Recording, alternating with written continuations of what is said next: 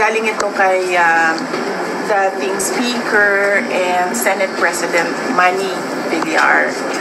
Sabi niya sa akin, hindi ka titigilan kasi threat ka sa lahat ng gusto na magpresidente. Hindi lang kay Martin Romualdez, hindi lang kung sino bang mga nag-iisip dyan na gusto maging Pangulo, sa kanilang lahat.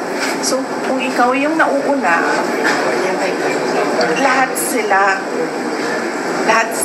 ikaw yung target nila para mapababa ka.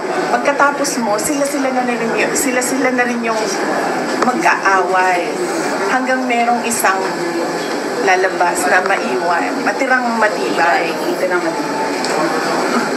Yun yung sabi niya sa akin. Kaya doon din ako may realization na hindi pala talaga ito titigil. Kasi wala pang eleksyon eh. At sa totoo lang, hindi nga natin alam kung may darating pa na eleksyon dahil dyan sa kagustuhang mag-tsa-tsa. Dahil merong isang ambisyoso na hindi naman siya mananalo sa eleksyon. So ang gagawin niya, tutuguin ko na lang ang konstitusyon. Dahil hindi ako mananalo ng popular vote eh. Malabo. Yun yung pinakapunsahan natin. Yan talaga yung plano. Kaya huwag niyo pong pababayaan ang Pilipinas. Kasi sa inyo kami aasa kasi kawawa ang buong Pilipino. Kaya ngayon, kung iiwanan niyo pa kami, sino pa ang tatayong totoo? Wala na. Kasi wala na po tayong pagkakatiwalaan.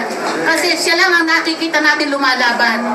Na sana naman lahat tayo mga Pilipino, magkaisa na tayo, magwelga na tayo, patansikin na natin yung presidente.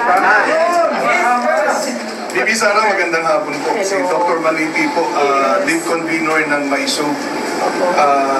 Gusto ko lang kong ipaalam sa inyo na masayang-masaya po ako kagabi nung magmura kayo.